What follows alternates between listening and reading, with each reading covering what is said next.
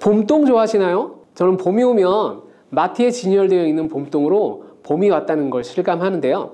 달달한 봄동으로 만든 겉절이도 봄을 기다리는 이유 중 하나죠. 봄하면 생각나는 봄철의 대표적인 건강채소 봄동. 맛도 좋은데 건강에는 얼마나 좋은지 알고 계신가요? 봄동이란 어떤 채소인지 또 우리 건강에는 어떤 도움을 주는지 지금부터 자세히 알려드릴게요. 봄동의 특징 얼마나 알고 계신가요? 봄동은 배추의 한 종류인데요. 일반 배추의 크기보다 조금 작고 잎이 넓게 퍼져 있는 것이 특징이죠. 겨울을 지나면서 추위를 견디기 위해서 잎이 바짝 오그라들고 두꺼워지는 특징이 있는데 이 과정에서 일반 배추보다 더욱 달콤하고 고소한 맛을 내게 된답니다. 특히 봄동은 추운 겨울을 견디면서 영양소가 더욱 풍부해지는 채소인데요. 그래서 많은 분들이 봄을 손꼽아 기다리고 봄이 되면 봄동을 즐겨 드시는 이유이기도 합니다. 봄동은 다양한 영양소를 함유하고 있어서 건강에 많은 도움을 주는 채소인데요. 특히 노년층과 중년층에게 도움이 될 만한 중요한 효능들이 있습니다. 하나하나씩 알려드리겠습니다. 봄의 별미 봄동의 첫 번째 효능은 바로 노화 방지예요. 나이가 들면서 피부의 탄력이 떨어지고 주름이 생기는 것은 자연스러운 현상이지만 이 노화를 늦추고 건강한 피부를 유지하는 방법이 있다면 정말 좋겠죠. 봄동에는 항산화 성분이 풍부하게 들어있어서 노화 방지에 큰 도움을 줄 수 있습니다. 봄동에는 비타민C가 풍부하게 함유되어 있는데요. 비타민C는 강력한 항산화 저격을 통해서 우리 몸을 노화로부터 보호해주는 역할을 합니다. 피부 노화의 주범인 활성산소를 제거하는 데 효과적이고요. 또한 비타민C는 이 콜라겐 생성을 돕기 때문에 피부의 탄력을 유지하는 데 많은 도움을 줄 수 있습니다. 또 봄동에는 베타카로틴과 폴리페놀 성분이 풍부한데요. 이 성분들은 체내에서 활성산소를 제거하고 세포의 손상을 막아주어서 노화 방지에 탁월하고, 베타카로틴은 체내에서 비타민 A로 전환되면서 피부 건강을 유지하는 데 중요한 역할을 합니다. 또한 폴리페놀 성분은 항염작용이 있어서 피부의 염증을 완화시키고 건강한 피부를 유지하는 데 많은 도움을 받을 수 있습니다. 피부 건강에 관심 있는 분들은 꼭 봄동을 챙겨 드셔야겠죠. 이뿐만 아니라 혈액순환은 젊음을 유지하는 중요한 요소 중 하나인데요. 봄동에는 철분과 엽산이 풍부해서 혈액을 깨끗하게 하고 원활한 혈액순환을 돕는 중요한 역할을 합니다. 혈액순환이 원활하면 피부에도 영양이 골고루 공급이 되고 생기가 넘치는 피부를 유지하는 데 도움을 받을 수 있습니다. 우리 몸의 세포를 보호하고 젊음을 유지하는 데 큰 도움이 되는 봄동, 식단에 봄동을 반드시 추가해 보는 게 좋겠죠. 두 번째 봄동의 놀라운 효능은 바로 동맥경화 예방입니다. 동맥경화는 혈관이 좁아지고 딱딱해지는 질환으로서 심혈관계 질환의 주요 원인이 되는데요. 나이가 들면서 혈관이 탄력을 잃고 혈액순환이 원활하지 않으면 고혈압, 심근경색, 뇌졸중 등 다양한 질환이 발생할 수 있습니다. 그런데 봄동이 동맥경화를 예방하는 데에도 큰 역할을 한다는 사실 혹시 알고 계셨나요? 봄동에는 식이섬유가 풍부하게 들어있는데요. 이 식이섬유는 체내에서 콜레스테롤의 흡수를 줄여주고 배출을 돕는 역할을 해줍니다. 그 덕분에 혈중 LDL, 즉 나쁜 콜레스테롤을 낮추는데 효과적이고요. 혈관이 깨끗해야 혈액이 원활하게 흐르고 그래서 심혈관 질환을 예방하는 데 도움을 줄 수 있는 것이죠. 고혈압 있으신 분들은 저염식을 하라는 이야기 많이 들어보셨죠? 혈압이 높으면 혈관에 부담을 주고 동맥경화의 위험을 높일 수 있는데요.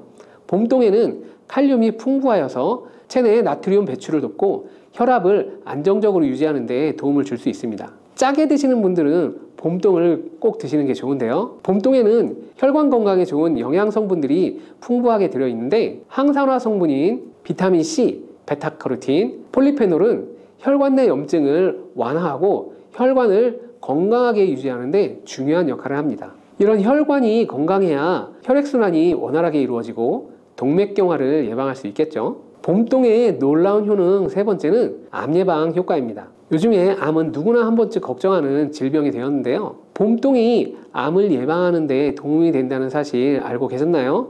봄동에는 베타카로틴, 비타민 C, 글루코시놀레이트 성분이 풍부하게 들어있는데요. 이 성분들은 강력한 항산화 작용을 통해서 우리 몸의 세포를 손상시키는 유해 활성산소를 제거해 줍니다. 활성산소는 세포를 손상시키고 돌연변이를 유발하여서 암을 발생하는 주요 원인 중 하나인데요. 봄동을 섭취하면 이런 활성산소를 제거하는데 많은 도움을 받을 수 있는 것이죠. 특히 글루코시놀레이트 성분은 체내에서 설포라판이라는 물질로 변화되는데 이 물질이 강력한 항암 효과를 가지고 있습니다.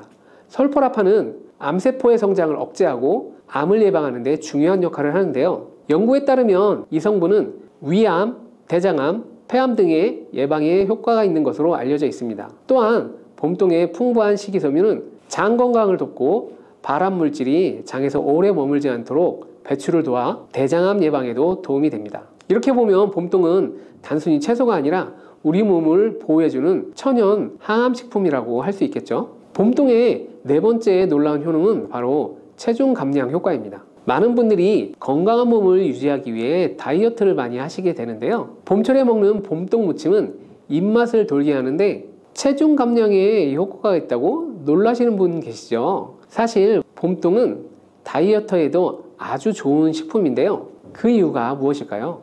먼저 봄동은 칼로리가 낮은데요. 봄동은 100g당 칼로리는 약 20에서 25kcal 정도로 매우 낮은 편입니다. 같은 양의 쌀밥이 약 150kcal인 것과 비교하면 상당히 가벼운 식품이죠. 그렇기 때문에 포만감을 주면서도 칼로리 부담이 적어서 다이어트에 아주 좋은 채소가 되는 것이죠. 또한 봄동에는 풍부한 식이섬유가 함유되어 있는데요. 이 식이섬유는 장의 연동운동을 도와서 배변 활동을 원활하게 하고 변비 예방에도 많은 도움을 줄 수 있습니다. 또한 식이섬유는 포만감을 오래 지속시키는 역할을 하기 때문에 다이어트 할 때 배고픔을 덜 느낄 수 있도록 도와줍니다. 식이섬유가 부족하게 되면 소화가 잘 안 되고 쉽게 배가 고파질 수 있는데 봄동을 섭취하게 되면 이런 걱정을 덜 수 있는 것이죠. 또한 봄동은 나트륨의 배출을 도와주기 때문에 이 붓기를 줄여주는 역할도 하게 되는데요. 나트륨이 많아지면 몸이 붓고 혈압 또한 올라갈 수 있는데 칼륨이 충분히 공급이 되면 이런 문제를 예방할 수 있게 됩니다. 봄동에는 칼륨의 함량이 높기 때문에 다이어트 하시는 분들에게 봄동이 최고의 식품이 될 수 있는 것이죠.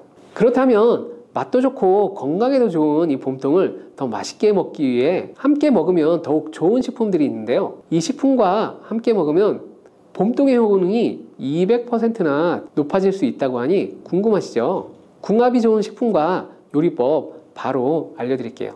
첫 번째로 봄동과 궁합이 아주 좋은 식품은 바로 구수한 된장입니다. 봄동은 비타민 A, C, K, 칼슘, 철분 등 다양한 비타민과 미네랄을 함유하고 있는데요.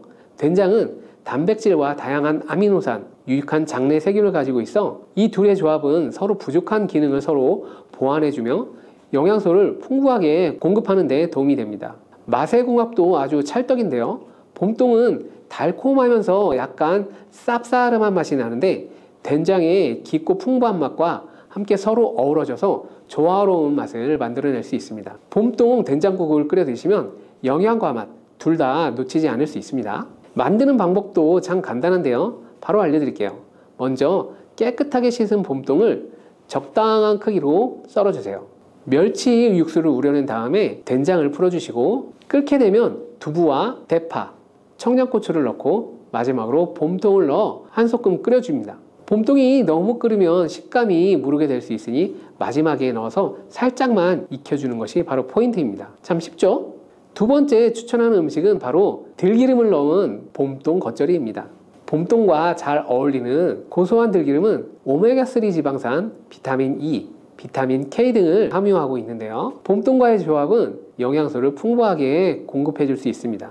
이 두 조합은 이 피부 건강에도 참 좋은데요. 들기름에 오메가3 지방산과 비타민 E를 풍부하게 함유하고 있고 봄동은 비타민 C가 풍부하여서 피부의 탄력과 콜라겐 생성에 최고의 조합이니 피부가 고민이 있으신 분들은 들기름을 넣은 봄동 겉절이 꼭 드셔보셔야겠죠. 이 봄동 겉절이를 만드는 방법도 알려드릴게요. 봄동을 깨끗이 씻어서 물기를 제거한 다음에 마늘, 간장, 들기름, 고춧가루, 깨소금을 넣어서 양념장을 만들어 줍니다. 양념장을 봄동과 이렇게 버무려 주면 끝납니다. 정말 쉽죠? 만들어진 겉절이는 밥이랑 먹어도 되지만 데친 두부와 함께 드셔도 아주 건강한 한 끼를 드실 수 있는데요. 두부의 건강한 식물성 단백질이 봄동 겉절이와 만나면 완벽한 영양형 조화를 이뤄서 더욱 건강에 좋은 식품이 될 수 있습니다. 맛은 말할 것도 없이 정말 맛있고요. 봄동 겉절이 꼭 한번 집에서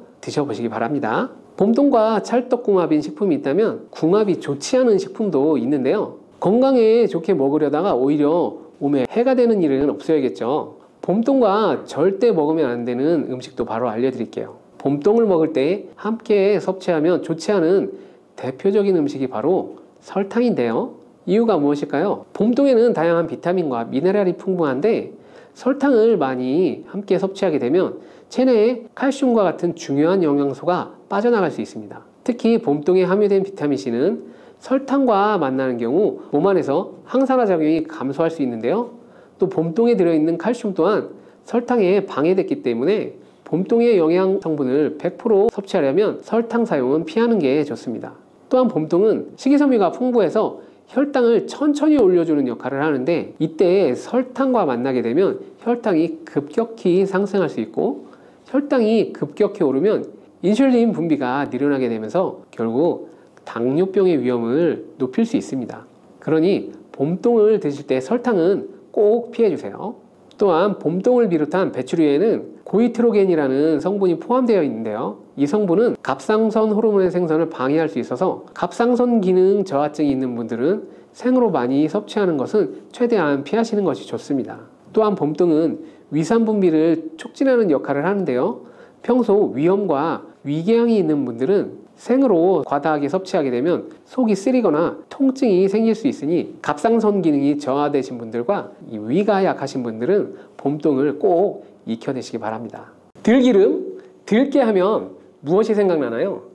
들기름에 미역하고 같이 달달달 볶아서 미역국을 끓여 드시면 정말 맛있죠. 건강에 좋다고 알려진 이 들기름과 들깨를 잘못 먹게 되면 암에 걸릴 수도 있고 혈관 건강에 안 좋은 영향을 줘서 치매를 유발할 수도 있다는 사실 알고 계셨나요? 나이가 들면서 산책하기도 힘들고 관절이 쑤시고 무릎 통증 때문에 힘들지 않으신가요? 들깨의 첫 번째 효능이 바로 관절염에 좋다는 것입니다. 무릎이나 관절 통증 때문에 병원에서 진통제를 처방받으시잖아요. 이때 처방받는 진통 소염제의 역할은 몸속에 프로스타글란딘이라는 물질의 생성을 억제하여서 이 통증을 막아주는 것인데요.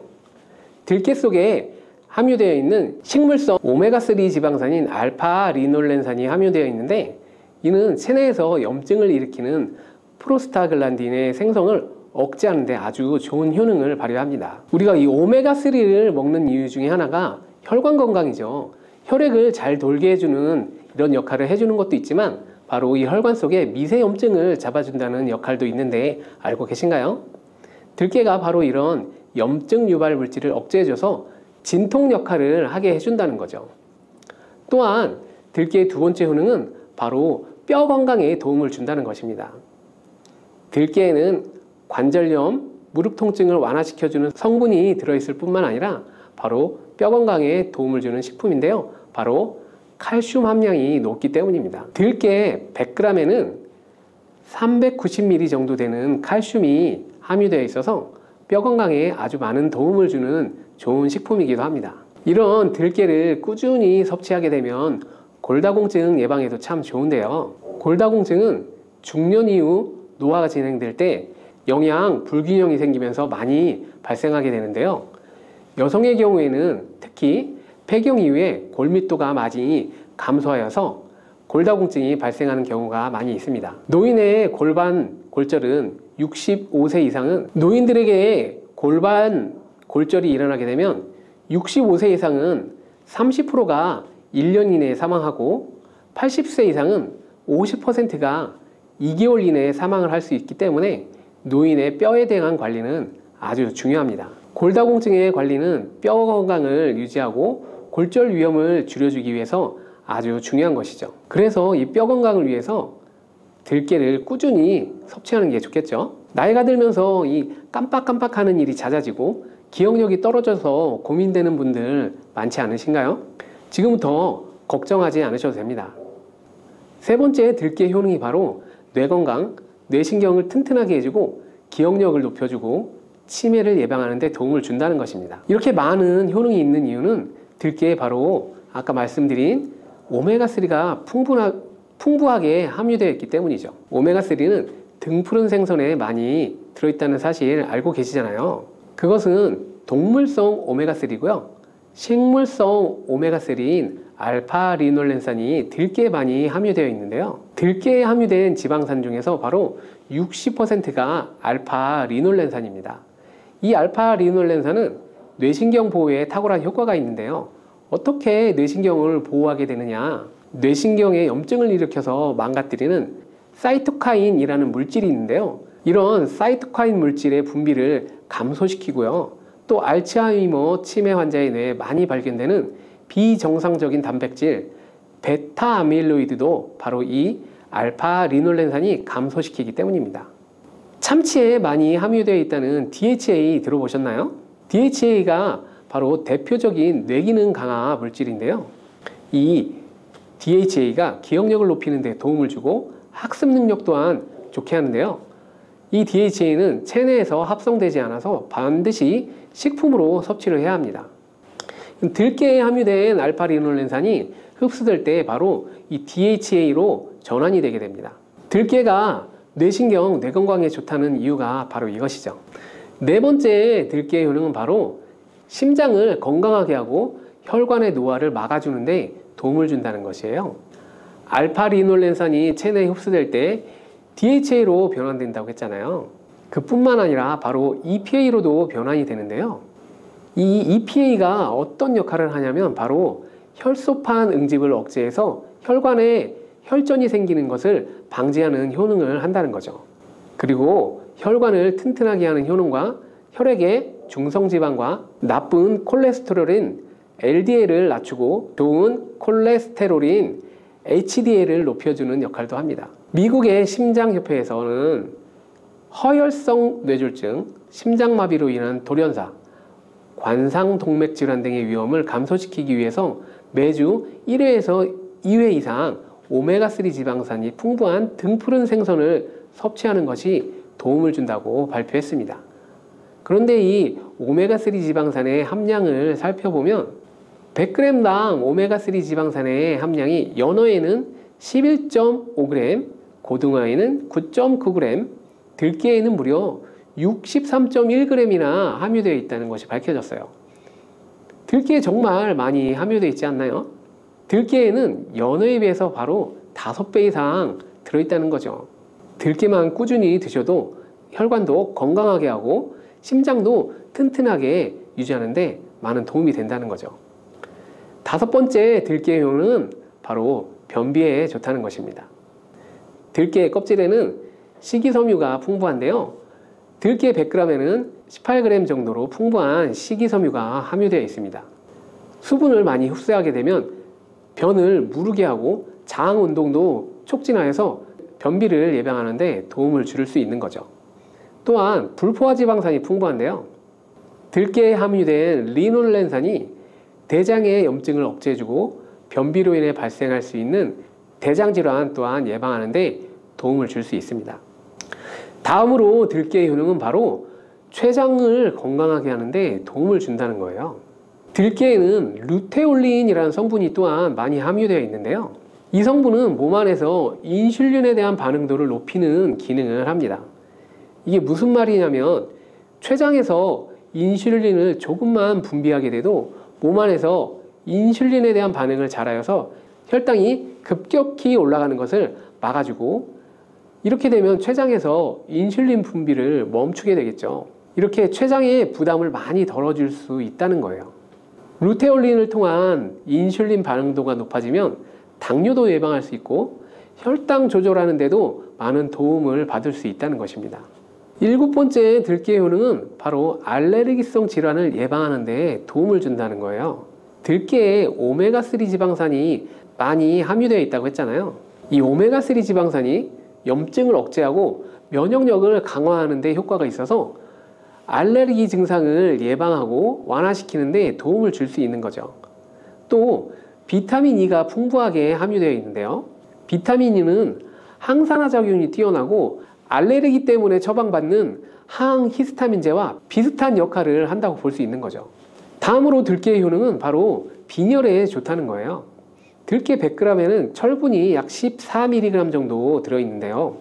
이는 시금치의 약 2배에 해당됩니다. 시금치보다도 철분 함량이 높아서 이 빈혈에 도움을 준다는 거고요. 그뿐만 아니라 들깨에 함유된 비타민 B12는 조혈작용을 도와주는데요. 조혈작용이란 혈액 속에 혈구를 만들어내는 역할을 합니다. 빈혈이 있는 분들이 들깨를 꾸준히 드시게 되면 빈혈을 개선하는 데 많이 도움을 받을 수 있다는 거예요. 이렇게 많은 장점이 있는 들깨에도 아주 취약한 단점이 있습니다. 그것은 바로 열에 약하고 산패가 쉽게 된다는 거예요. 보통은 통들깨보다 들기름으로 많이 섭취를 하고 계신데요. 이 들기름을 짤 때 방법이 아주 중요합니다. 보통은 200도 이상으로 들깨를 볶아서 기름을 짜게 되는데요. 이때 몸에 좋은 오메가3 지방산이 대부분 파괴가 됩니다. 그래서 들기름을 드실 때는 저온에서 압착한 들기름을 사용하는 것이 좋습니다. 저온 압착유 또는 생들기름이라고도 하는데요. 이 기름을 요리에 사용할 때도 열에 오랫동안 가열하지 마시고 요리가 끝날 때쯤 무렵 들기름을 넣어 주거나 먹기 직전에 드레싱을 하여서 드시는 것이 아주 좋습니다. 들기름은 또 산패가 쉽다고 했잖아요. 들기름이 산패되면 벤조피렌이 생성되는데 바로 이게 1급 발암물질이에요. 산패된 들기름을 지속적으로 드시게 되면 발암물질을 계속 먹게 되는 거죠. 그래서 들기름의 사용 기한을 지켜주는 것이 아주 중요한데요. 보통은 2달 내로 드시는 것이 좋고 개봉을 했다면 1달 이내에 소비하는 것을 권장드립니다. 보관 방법도 중요한데요.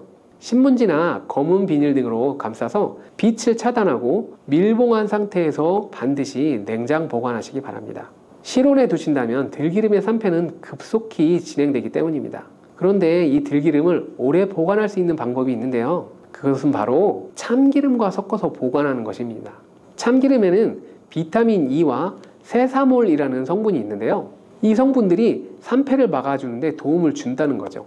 참깨에 있는 세사몰이라는 성분은 참기름을 고온에서 볶거나 기름을 짜는 과정에 생성되는 물질인데요. 이 때문에 다른 기름에 비해서 참기름이 산패가 느리고 지속성이 좋은 거죠. 그래서 들기름과 참기름을 7:3 또는 8:2 정도로 섞어서 보관하시면 조금 더 오래 보관할 수 있습니다. 그런데 들깨를 기름으로 드시게 되면 들깨 껍질을 섭취할 수 없는데요. 들깨 껍질에 몸에 좋은 식이섬유와 대표적인 항산화 물질인 폴리페놀 성분을 다 버리게 되는 거죠. 그래서 들깨를 제대로 드시려면 들기름보다도 통들깨 자체로 드시는 것이 좋습니다. 마트에 가면 통들깨보다도 들깨 가루를 많이 판매하고 있는데요. 들깨 가루는 산패가 빨리 진행되기 때문에 통들깨를 찾아서 구매하시기 바랍니다. 통들깨를 구매하시면 그 안에 작은 돌이라든지 이물질들이 들어있는데요. 세척을 잘 해주셔야 합니다. 세척하는 방법도 바로 알려드릴게요.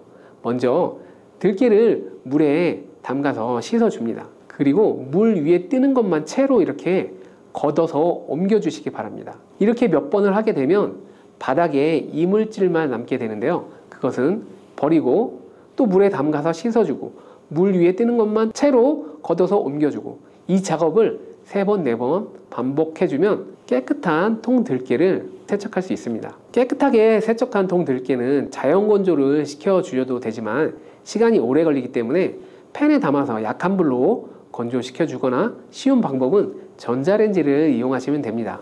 전자레인지를 이용해서 건조하는 방법도 알려드릴게요. 세척한 통들깨를 접시에 담아 주시고요. 이렇게 해서 5분 정도 전자레인지에 돌려주세요. 그리고 꺼내서 상태를 한번 확인해 줍니다. 아직 건조가 덜 되었을 거예요. 한 번에 오랜 시간 전자레인지를 돌리게 되면 들깨가 탈 수 있기 때문에 이렇게 5분 정도씩 돌려가면서 상태를 확인해 주면서 완전히 건조될 때까지 반복해 주시면 됩니다. 완전히 건조된 통들깨는 그냥 스푼으로 떠서 한 스푼씩 이렇게 드셔도 됩니다. 먹을 만큼 믹서기에 갈아서 음식에 넣어 드셔도 좋고 통들깨 자체로 음식에 넣어 드셔도 됩니다. 밥할 때 한 스푼 넣어서 같이 밥을 해도 아주 좋은 방법입니다. 이렇게 하면 들깨를 산패되지 않은 상태로 신선하고 건강하게 드실 수 있습니다. 고소한 호두 좋아하시는 분들 많으시죠? 호두는 그 자체로도 훌륭한 간식이지만 저는 달달하게 졸여진 호두 강정이나 제과점에서 파는 호두파이를 커피와 마시는 것을 좋아하는데요.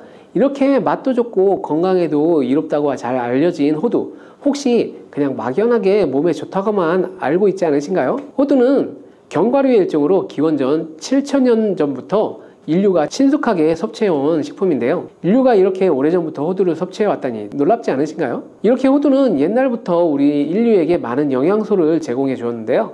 호두에는 단백질, 비타민, 미네랄 등 여러 가지 영양소가 풍부하게 들어있는데 이렇게 풍부한 영양소가 함유되는 호두가 주는 몸에 이로운 점 바로 소개해 드릴게요. 첫 번째, 호두의 놀라운 효능은 바로 노화 방지입니다. 호두에는 폴리페놀과 비타민 E 같은 강력한 항산화 물질이 풍부하게 들어있는데요. 항산화 물질은 체내 유해산소를 제거하고 세포 손상을 방지하는 역할을 해주는데 특히 노화 방지와 관련이 깊은 성분으로 피부 건강을 유지하고 노화 과정을 늦추는 데 도움이 된다고 합니다. 또한 항산화 물질은 면역력 향상에도 도움을 주어서 감기나 질병에 대한 저항력을 키워주게 되는데요. 자유 라디칼은 우리 몸의 세포를 손상시켜 노화와 같은 여러 질병을 일으킬 수 있는데 호두에 함유된 항산화 물질은 자유 라디칼로부터 세포를 보호하여 세포 노화를 늦추는 데 중요한 역할을 해준다고 합니다. 또한 호두에 풍부한 오메가3 지방산은 피부 건강에 많은 도움을 주는데요. 오메가3는 피부 탄력을 유지하고 피부에 수분을 보충해 주는데 꼭 필요한 성분입니다. 특히 피부가 노화되면서 생길 수 있는 주름과 피부 처짐을 예방하는 데 매우 많은 도움을 준답니다. 두 번째 호두의 놀라운 효능은 바로 뇌 건강 유지입니다. 호두의 모양이 뇌를 닮아서 옛날부터 뇌에 좋다고 알려져 있는데요. 외형만 닮았다고 뇌에 좋다는 것이 아닌 거 다들 알고 계시죠? 호두에는 오메가3 지방산이 풍부하게 들어있습니다. 바로 이 오메가3는 주로 생선에서 많이 발견되는 성분으로 알려져 있지만 호두에도 그만큼 많은 양이 들어있습니다. 해외 알츠하이머 저널에서는 호두가 산화 스트레스와 염증을 줄여주므로 알츠하이머 발병과 진행을 늦추거나 위험을 줄여준다는 연구 결과를 발표했는데요. 호두에는 오메가3 지방산인 알파리놀렌산이 풍부하고 이 성분은 뇌세포를 보호하고 인지 기능을 향상시키는 데 중요한 역할을 해주며 뇌 기능을 활성화시켜서 치매와 같은 뇌질환을 예방하는 데 많은 도움을 줄 수 있다는 겁니다. 뇌 기능이 저하되지 않도록 돕는 호두는 노화로 인한 인지 저하를 늦추는 데 중요한 역할을 합니다. 또한 호두는 비타민 E가 풍부해서 뇌의 노화 방지에 도움을 주는데요. 비타민 E는 강력한 항산화 작용을 통해서 뇌세포를 보호하고 기억력과 인지 기능을 개선하는 데 도움을 주고 산화 스트레스로부터 뇌를 지켜주게 됩니다. 이는 알츠하이머와 같은 치매를 예방하는 데 중요한 역할을 하는데요. 뇌 건강을 위해서 이제부터 호두를 꼭 드셔야 되겠죠. 세 번째 호두의 효능은 바로 뼈 건강에 도움을 준다는 겁니다. 호두가 뼈에 좋다는 사실 알고 계셨나요? 좋은 영양소가 많이 들어있다는 것은 알아도 뼈에 좋다는 건 생소하실 건데요.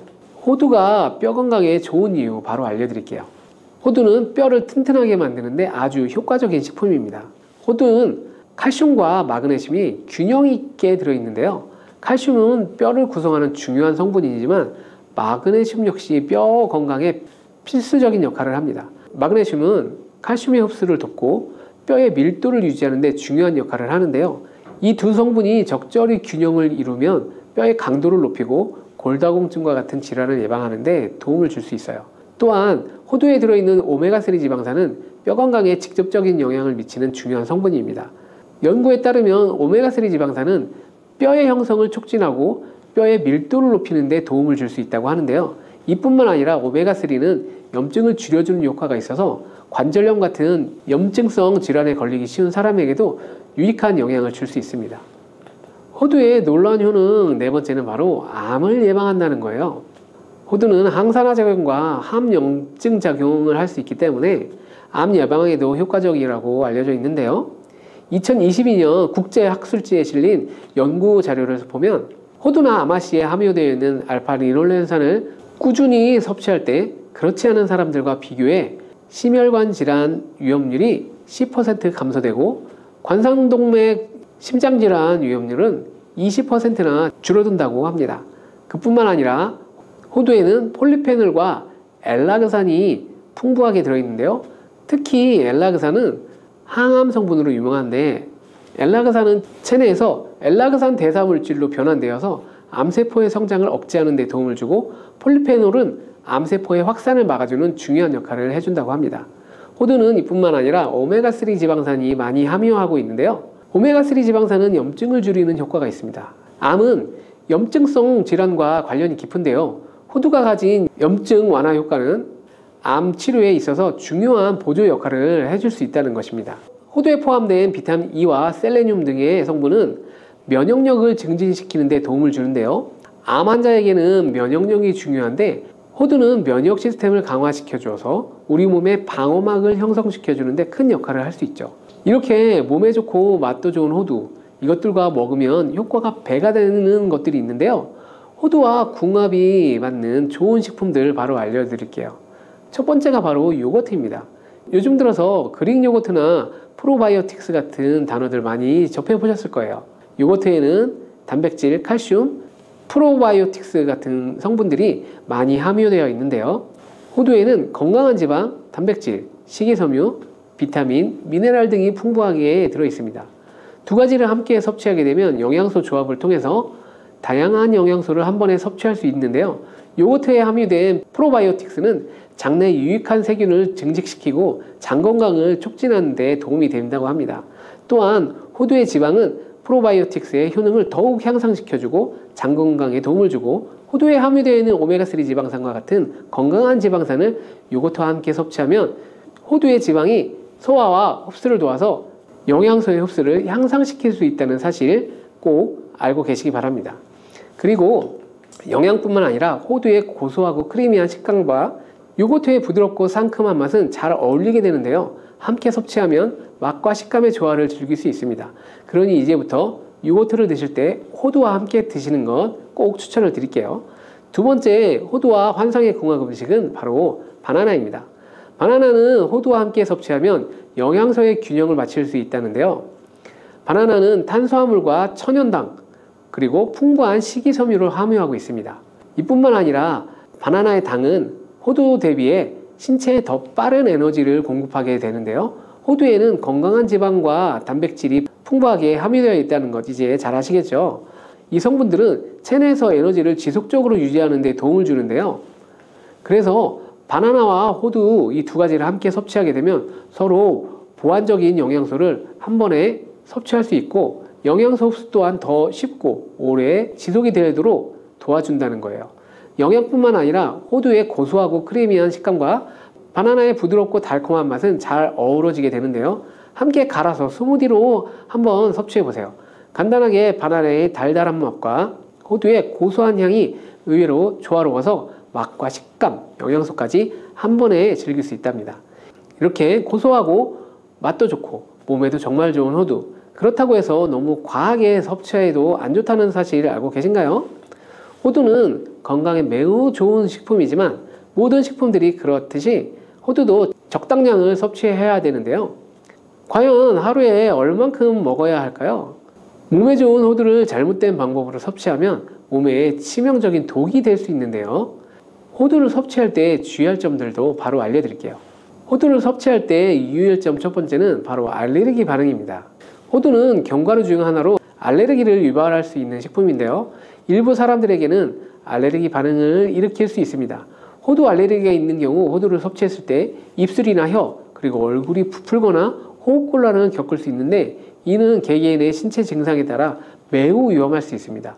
경우에 따라서 목숨이 위험할 수도 있는데요. 만약 이런 증상이 발생하면 즉시 호두 섭취를 중단하고 필요시 의사와 상담을 해야 합니다. 알레르기가 있는 사람은 호두를 피하시는 것이 아주 중요합니다. 호두를 섭취할 때 주의할 점 두 번째는 바로 과도한 섭취입니다. 호두는 100g당 650kcal로 매우 고칼로리 식품인데요. 하루 섭취량을 과도하게 초과하게 되면 체중 증가를 유발할 수 있고, 호두에는 지방이 많이 함유되어 있지만 대부분 불포화 지방이라 건강에 유익하다고 알고 있을 거예요. 하지만 칼로리가 높기 때문에 적당량을 섭취하는 것이 중요한데요. 하루에 20에서 30g 정도, 이는 약 호두 5에서 7알 정도인데요. 쪽으로 봤을 때는 10개에서 15쪽이 적당하답니다. 호두를 섭취할 때 꼭 기억하시기 바랍니다. 호두 섭취 시 주의할 점 세 번째는 변질이 일어난 호두를 섭취한다는 거예요. 호두와 같은 견과류는 지방이 많아서 산패가 쉽게 일어날 수 있는데요. 특히 호두에 포함된 불포화 지방산은 산화되기 쉬운데 산화가 진행되면 지방의 구조가 변형됩니다.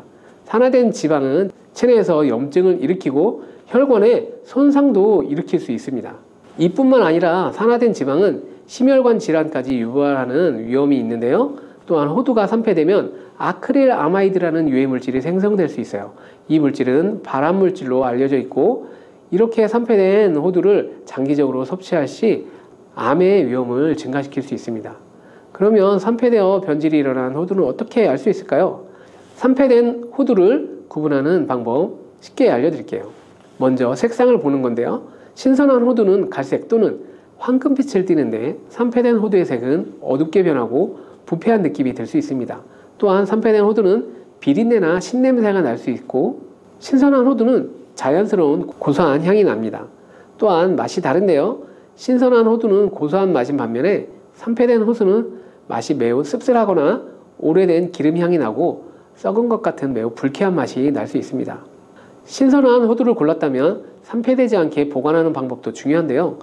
호두는 잘못 보관하면 쉽게 산패되기 때문에 주의가 필요합니다. 호두는 원래의 껍질을 유지하는 것이 좋은데요. 껍질을 벗기지 않고 보관하면 외부에서의 영향을 줄일 수 있어서 오래 신선하게 유지하게 됩니다. 하지만 호두를 먹을 때마다 까야 하는 번거로움이 있기 때문에 이미 까진 호두를 많이 구입하시잖아요. 이런 호두는 공기와 빛에 노출되면 산패가 촉진되기 때문에 공기와의 접촉을 최소한으로 하는 것이 중요합니다. 그래서 밀봉할 수 있는 용기에 담아서 보관하거나 진공 밀봉팩을 사용하는 것이 좋습니다. 호두는 온도와 습도에 민감해서 서늘한 냉장고에 보관하는 것이 아주 중요한데요. 이미 껍질을 벗긴 호두는 쉽게 산패할 수 있기 때문에 냉장 보관하는 것이 아주 필수적입니다. 요즘 들어 몸이 예전 같지 않다고 느껴지시는 분들 계신가요? 만약 그런 분들이 계시다면 몸에 바로 단백질이 부족한 것이 아닌가 의심해 볼 수 있습니다. 나이가 들면서 왜 단백질 섭취가 중요한지, 그리고 그에 따른 여러 가지 사실들을 알아보려고 하는데요. 나이 들수록 단백질을 섭취하는 게 아주 중요하다는 말을 들어보신 분들도 많이 계실 거예요. 우리 몸의 필수 영양소라고 하는 단백질, 이 단백질 섭취가 중요한 이유 5가지를 알려드릴 거예요. 첫 번째는 근감소증 예방입니다. 나이가 들면 근육량이 자연스럽게 줄어들게 되는데요. 이를 근감소증이라고 합니다. 근감소증은 근육이 빠르게 줄어드는 질환으로, 단백질은 근육을 구성하는 주요 성분인데요. 단백질을 충분히 섭취하지 않으면 근육량이 급격히 줄어들게 되고, 이렇게 되면 근력도 같이 약화되어서 근감소증을 유발할 수 있습니다. 단백질이 부족하게 되면 그 진행이 훨씬 더 빨라질 수 있는데요. 근육이 줄어들게 되면 일상생활을 하기 어려워지고, 이렇게 되면 근육이 더 빠르게 감소하게 되는 악순환이 생길 수 있습니다. 단백질 섭취와 운동을 병행하는 게 가장 좋겠죠. 단백질이 중요한 이유 2번째는 면역력 증가 때문입니다. 단백질과 면역력 무슨 연관이 있냐고요? 단백질은 우리 몸의 세포 그리고 장기뿐만 아니라 수많은 호르몬을 구성하는 중요 요소입니다. 또 단백질은 면역 시스템에서 중요한 역할을 하는 항체와 효소를 생성하는데 백혈구라고 많이 들어보셨죠? 백혈구는 감염을 인식하고 싸우는 주요 면역세포인데, 이 백혈구가 주로 단백질을 사용하여 병원균을 인식하고 항체를 만들어 병원균을 물리치는데 중요한 역할을 합니다. 또한 우리 몸의 중요한 면역세포도 감염에 대응할 때 단백질을 사용하여 신호를 보내고 병원균을 파괴하는 작용을 합니다. 나이가 들면서 면역 시스템이 약해지기 쉬운데, 그럴수록 단백질을 충분히 섭취하게 되면 면역력을 끌어올릴 수 있습니다. 단백질 섭취가 중요한 이유 3번째는 심혈관 질환 예방 때문입니다. 단백질은 심혈관 건강에도 많은 영향을 주는데요. 특히 식물성 단백질이 도움을 많이 주게 됩니다. 예를 들자면 콩류, 견과류 등은 나쁜 콜레스테롤인 LDL의 수치를 낮추고 심혈관계 질환의 위험을 줄이는 데 도움이 됩니다.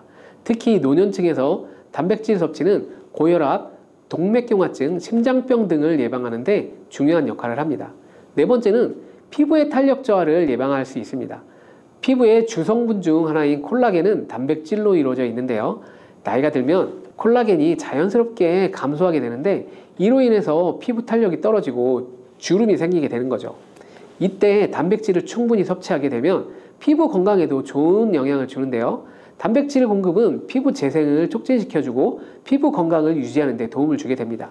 다섯 번째는 골다공증을 예방하는 데 도움을 줍니다. 나이가 드신 여성분들은 특히 더 주목해 주시기 바랍니다. 질병관리청의 보도자료에 따르면 대한민국 50세 이상의 골다공증 유병률은 22.5%로 약 5명 중 1명은 골다공증이 있다는 거예요. 골다공증은 조용한 뼈도둑이라고 하는데요. 초기 증상이 뚜렷하게 보이지 않지만 골다공증이 한번 생기면 이로 인해 고관절, 척추, 목, 손목 등의 골절이 생기기 쉽고 이로 인해서 합병증 또한 증가하게 되는데요. 이 골다공증을 예방하는 데 중요한 요소가 바로 단백질입니다. 단백질은 이 뼈를 구성하는 중요한 요소 중 하나인데요. 뼈의 건강을 유지하는 데 필요한 칼슘과 함께 단백질은 뼈의 구조를 안정화시키고 골밀도를 높여주고 골다공증을 예방하는 데 중요한 역할을 하게 됩니다. 한마디로 노년층에서 우리가 알고 있는 칼슘과 비타민 D와 함께 단백질 섭취를 증가시키면 뼈가 약해지는 것을 방지할 수 있습니다. 이렇게 중요한 우리 몸속의 단백질이 혹시 부족하게 되면 도대체 무슨 일이 일어나게 될까요? 단백질이 부족하면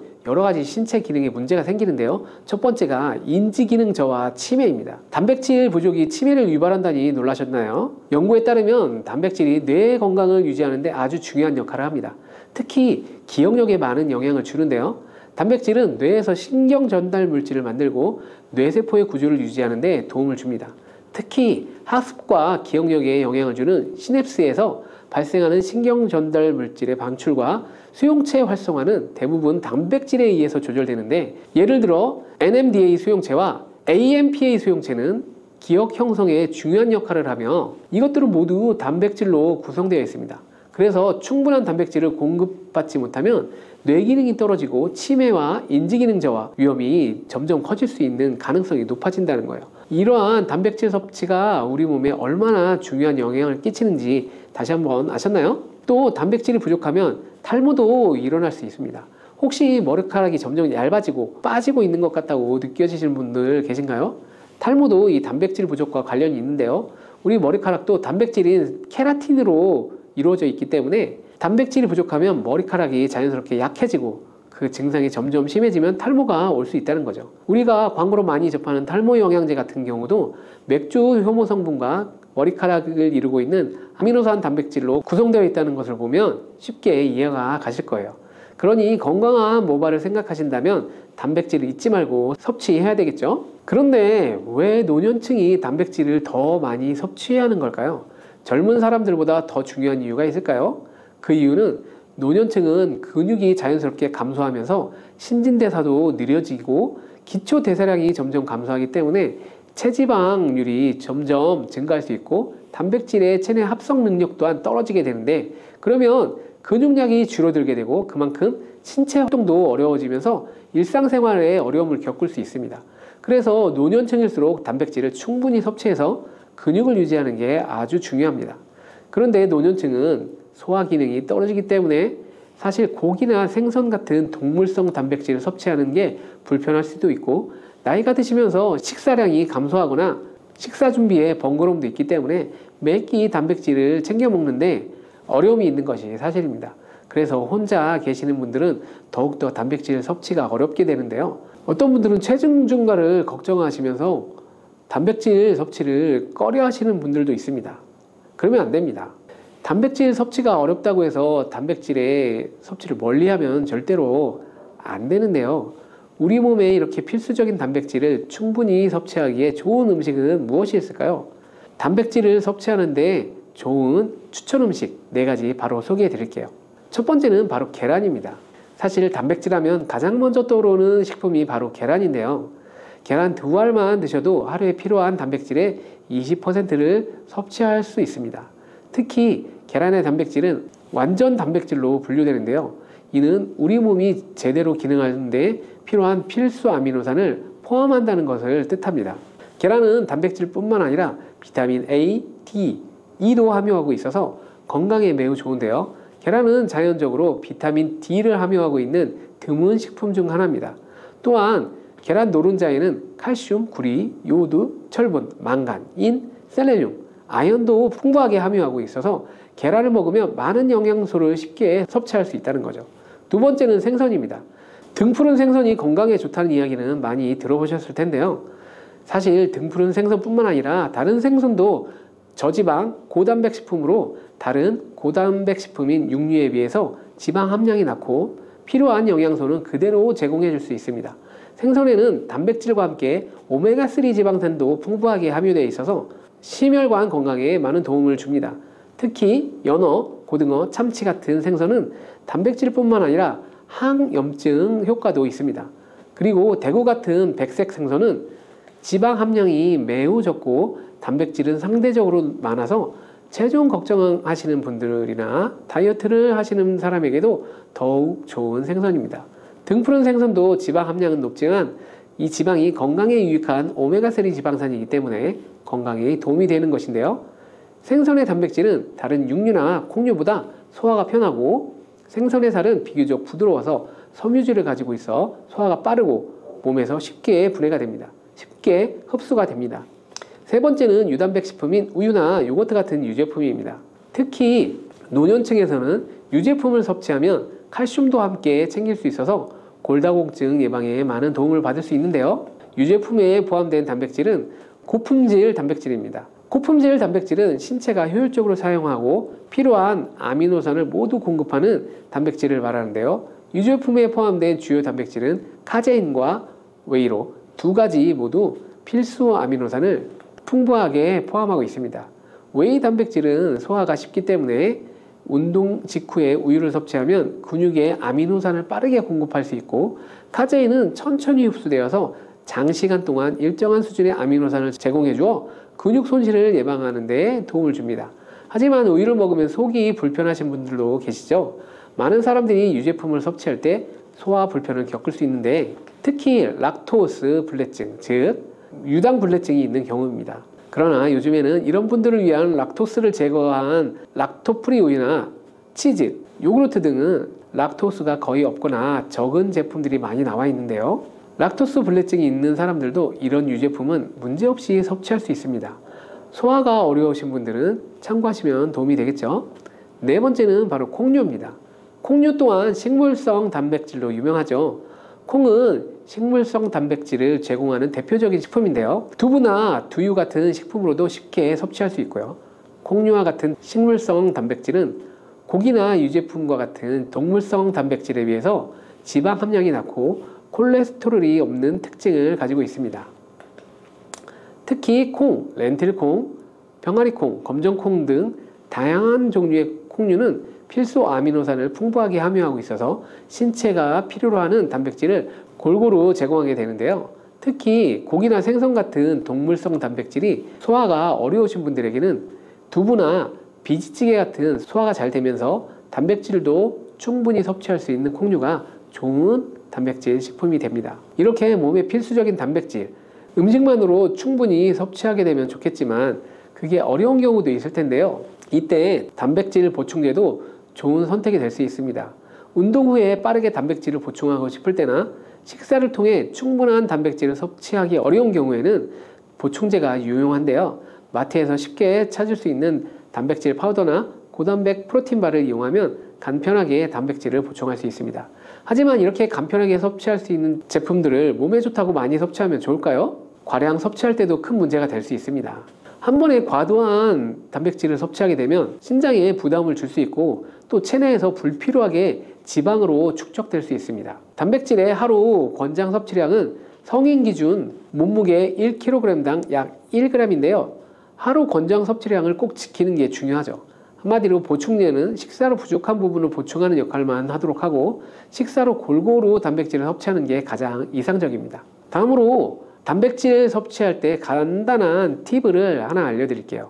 매 끼니마다 조금씩 단백질을 나눠서 섭취하는 게 단백질 흡수에는 효과적인 거 아시나요?